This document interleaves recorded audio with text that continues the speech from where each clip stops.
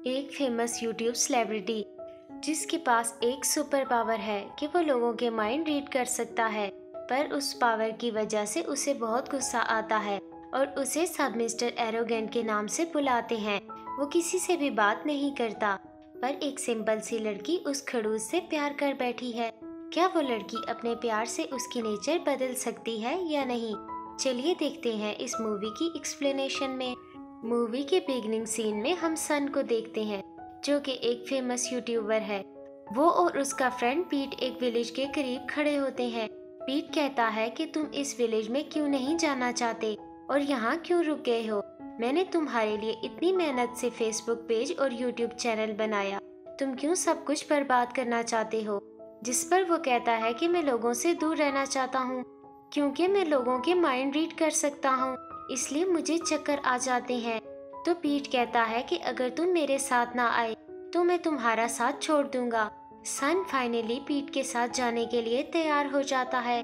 सन खुद को काम रखने के लिए रिलैक्सिंग म्यूजिक सुनता है ताकि वो लोगों के माइंड को ना रीड कर सके और काम रहे। रास्ते में उन्हें टब नामी एक आदमी मिलता है और हेल्प मांगता है क्योंकि उसकी कार खराब हो गई है। सन जिस पर खामोश रहता है और कोई रिप्लाई नहीं देता। फिर टब की एक फ्रेंड एना भी वहाँ आती है और वो भी हेल्प मांगती है, लेकिन सन उसे भी इग्नोर करके चला जाता है। इसके बाद वो दोनों एक विलेज में पहुँचते हैं जहाँ उनका फ्रेंड कुवन उनका वेलकम करता है और उसकी एक फ्रेंड ब्राउनी भी वहाँ होती है, जो सन की बहुत बड़ी फैन होती है और उसे देखकर खुशी से पागल हो जाती है।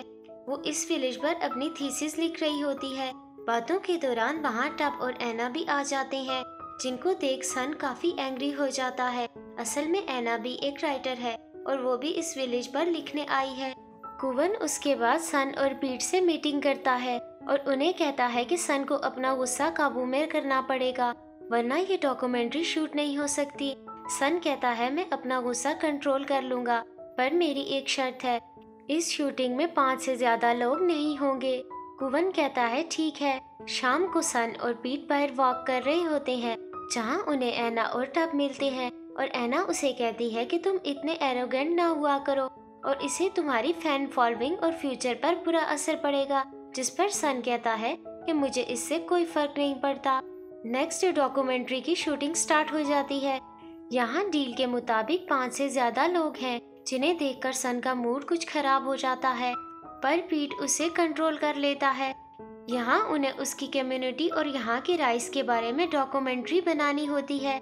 सन लोगों के बीच जाकर शूटिंग नहीं करना चाहता, मगर पीट उसे जबरदस्ती अंदर भेज देता है। जब वो लोगों के पास जाता है तो उसे उन लोगों की थॉट्स सुनाई देती हैं। उसका सर चकराने लगता है और वो वहाँ से चीखकर भाग जाता है। एना को बहुत हैरानगी होती है, आखिर सन को क्या हुआ है। सन थोड़ा आगे जाकर खुद को काम करने के लिए रिलैक्सिंग म्यूजिक सुनने लगता है। एना उसके पास आती है और कहती है तुम्हारी तबीयत तो ठीक है? तो वो कहता है कि तुम कौन होती हो ये पूछने वाली। फिर सन को अचानक से रियलाइज होता है कि वो एना के ब्रेन को रीड नहीं कर पा रहा। वो उससे पूछता है क्या तुम्हारा ब्रेन नहीं या तुम्हें कोई थॉट्स नहीं आती? ये सुनकर एना कहती है कि तुम ये सब ड्रामे अपनी पब्लिसिटी के लिए कर रहे हो। फिर रात का सीन हम देखते हैं। सन कहीं बाहर जा रहा होता है तो रास्ते में उसे 2 चोर मिलते हैं और वो उनका माइंड रीड कर लेता है। वो कल के दिन 11 बजे चोरी का प्लान बनाते हैं। सन बहुत घबरा जाता है। नेक्स्ट मॉर्निंग ब्रेकफास्ट के दौरान कुवन को बताता है कि आज 11 बजे 2 चोर चोरी करने वाले हैं। तो कुवन, सन और पीट उन्हें पकड़ने का प्लान बनाते हैं। तीनों रास्ते में खड़े उनका वेट कर रहे होते हैं। वहाँ पे 2 आदमी आते हैं। सन समझता है ये दोनों चोर हैं और सन उनके मास्क जबरदस्ती उतरवाता है। वो दोनों चोर नहीं बल्कि गांव वाले होते हैं और वो सन की इस हरकत पर बहुत डिसअपॉइंट हो जाते हैं और उसे एरोगेंट कहकर चले जाते हैं। सन ये सुनकर बहुत परेशान हो जाता है। एना और टब भी ये सब देख लेते हैं और वो इस बारे में डिस्कस कर रहे होते हैं कि अचानक 2 चोर आकर उन्हें तंग करने लगते हैं। सन और कुवन उनकी हेल्प के लिए आते हैं, मगर वो दोनों अकेले ही उन चोरों को खूब मारते हैं। यहाँ सन कुवन से कहता है यही वो दोनों चोर हैं। तो वो कहते हैं कि हमें माफ कर दें, हम यहाँ आज के बाद कभी चोरी नहीं करेंगे। फिर हम ब्राउनी और पीट को देखते हैं वो उसे कहता है क्या तुम मेरी हेल्प कर सकती हो सब्सक्राइबर्स को बढ़ाने में, जिस पर वो कहती है कि अगर तुम मेरी दोस्ती सन से करवा दोगे तो मैं ये काम कर सकती हूँ। सन शाम को साइकिल चला रहा होता है तो ऐना भी उसके साथ साथ होती है और वो साइकिल से गिर जाती है तो सन उसकी हेल्प के लिए आता है। यहाँ ब्राउनी और पीट भी आ जाते हैं ऐना की हेल्प के लिए। अब से ऐना कुछ कुछ उसे लाइक करने लगती है। नेक्स्ट डे सन को डैम के पास शूटिंग के लिए जाना होता है। शूटिंग स्टार्ट होती है पर शूटिंग के दौरान ब्राउनी और टब की लड़ाई हो जाती है तो कुवन उन्हें चुप रहने को कहता है। अब वो दोनों अपने माइंड्स में एक दूसरे को बुरा भला कह रहे होते हैं तो सन उन्हें कहता है कि बकवास बंद करो। सब हैरान हो जाते हैं कि इन दोनों ने तो बिल्कुल बात नहीं की तो सन थोड़ा एम्बेरस्ड हो जाता है। ऐना को शक हो जाता है कि सन कुछ छुपा रहा है। शूटिंग फिर से स्टार्ट हो जाती है। ऐना इस दौरान सन को बार बार देखने लगती है और उसे पसंद करने लगती है। शूटिंग खत्म होने के बाद पीट सन से कहता है कि ऐना तुम्हें पसंद करने लगी है, तुम उसका माइंड पढ़ के चेक कर लो, जिस पर वो कहता है कि ये दुनिया की पहली इंसान है जिसका माइंड में रीड नहीं कर पा रहा हूँ। वहाँ ऐना भी आ जाती है तो वो उसे इग्नोर करने लगता है। फिर वो कहती है मैं तुम्हारी दोस्त बन सकती हूँ और मैं जानना चाहती हूँ कि यूट्यूबर्स कैसे काम करते हैं। इसी दौरान सन एक औरत की हेल्प करने जाता है जो बोल नहीं सकती तो ऐना पूछती है तुमने उनसे कैसे बात की, क्या तुम्हें साइन लैंग्वेज आती है, जिस पर वो कहता है कि मुझे नहीं आती। फिर वो कंफ्यूज होकर कहता है हाँ मुझे आती है। ऐना को अगेन शक हो जाता है कि सन कुछ छुपा रहा है। नेक्स्ट सीन में हम टब और ऐना को देखते हैं। ऐना उसे बताती है कि मैं अब सन पे एक स्टोरी लिखना चाहती हूँ जो सुपर हिट हो जाएगी। टब ये सुनकर बहुत खुश हो जाता है। फिर वो उसे कहती है कि मुझे सन के बारे में ज्यादा से ज्यादा इंफॉर्मेशन चाहिए। रात को डिनर करने के बाद पीट फिर सन के पास आता है। पीट वीडियो अपलोड करने से पहले फेसबुक पर पोस्ट करता है कि सुबह हम सन की न्यू वीडियो पोस्ट करने जा रहे हैं। इस पोस्ट पर काफी बुरे कमेंट्स आते हैं तो सन कहता है मुझे इनसे कोई फर्क नहीं पड़ता, मुझे तुम्हारी फ्रेंडशिप प्यारी है। अगली सुबह वो वीडियो जल्द ही पोस्ट कर देते हैं। स्टार्ट में तो कम व्यूज आते हैं लेकिन फिर थोड़ी ही देर में व्यूज ज्यादा होने लगते हैं। ब्राउनी जब इस वीडियो पर कमेंट्स पढ़ती है तो कुछ लोगों ने बैड कमेंट्स किए होते हैं। टब कहता है कि तुम्हें इनको रिप्लाई करना चाहिए तो ऐना कहती है तुम अगर सबको रिप्लाई करोगी तो ऐसे सन की इमेज पर बुरा असर पड़ेगा। वीडियो पर 100 के व्यूज आने की खुशी में सन रात को एक छोटी सी पार्टी देता है। सन यहाँ ऐना की वीडियो चुपके से बनाता है, शायद वो भी अब ऐना को पसंद करने लगता है। नेक्स्ट डे ब्राउनी ऐना और टब को बताती है कमेंट्स रिप्लाई के दौरान मैंने सन के एंटी फैन से पंगा ले लिया है और वो जल्द ही यहाँ आने वाला है। अगर सन को पता चल गया तो वो नाराज होगा। ऐना ये सुनते ही सन के पास जाती है उसे सब बताने, पर इत्तेफाक से उसी टाइम में वो एंटी फैन भी उधर पहुंच जाता है। सीन पास्ट में शिफ्ट होता है जहां हमें ये पता चलता है कि वो एंटी फैन पहले सन का फैन नंबर 1 हुआ करता था, पर एक दिन सन ने उसके साथ सेल्फी बनाने से मना किया और उसका गिफ्ट एक्सेप्ट नहीं किया था। तब से वो सन का एंटी फैन बन गया। वो सन से कहता है कि अब मैं तुम्हारे साथ रहूंगा और तुम्हारी वीडियोस बनाऊंगा और सारी दुनिया को दिखा दूंगा कि तुम कितने एरोगेंट हो। फिर सन एक जगह पर शूटिंग के लिए जाता है। वो एंटी फैन उसकी चुपके चुपके वीडियो बनाने लगता है। सन फोकस नहीं कर पाता और शूटिंग छोड़कर चला जाता है। इधर ब्राउनी पीट से कहती है कि सब मेरी वजह से सन के साथ हो रहा है, तो वो उस पर गुस्सा करता है जिस पर वो रो पड़ती है।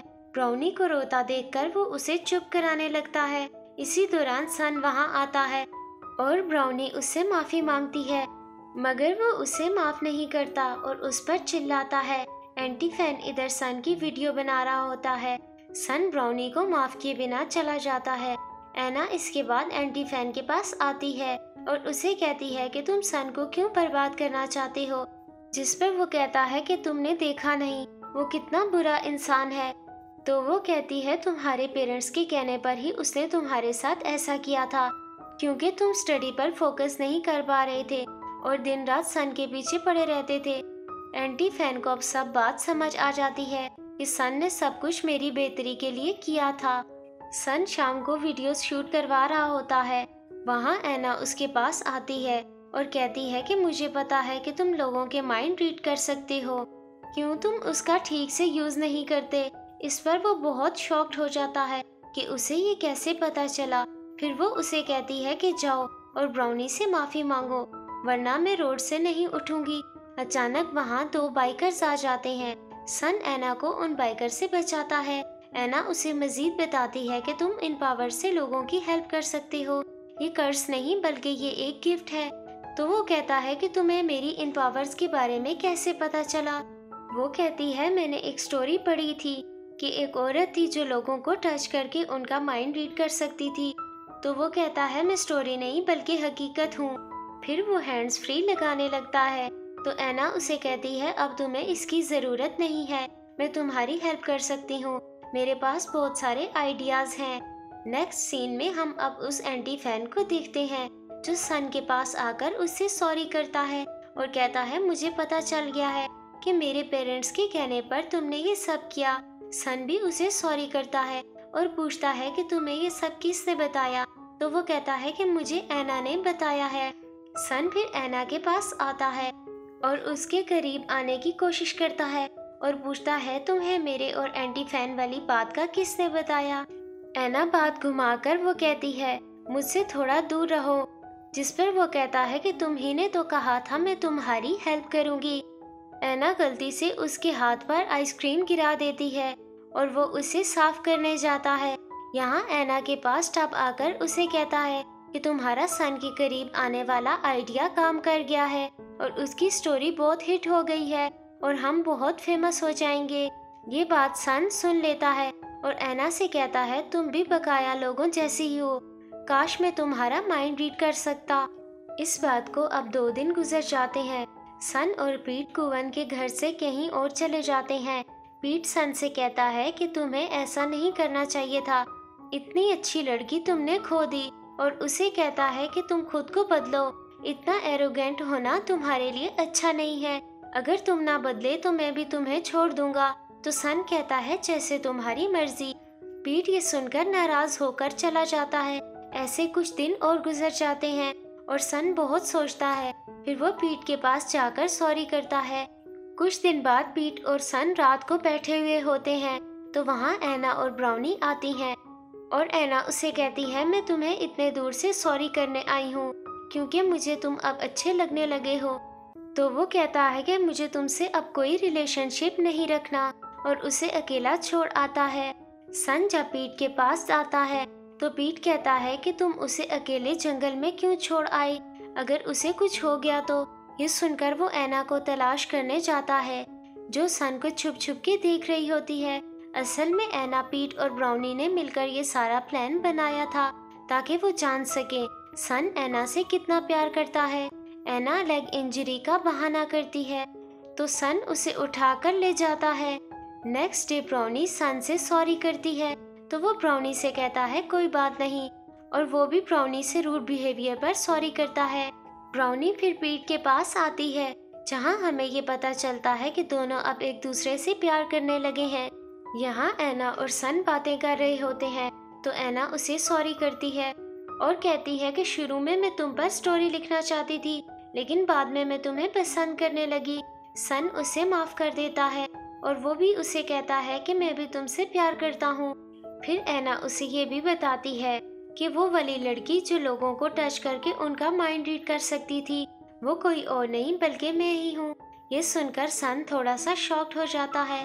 यहाँ हम ये भी जान पाते हैं कि एना ने बहुत पहले ही जान लिया था कि सन लोगों का माइंड रीड कर सकता है।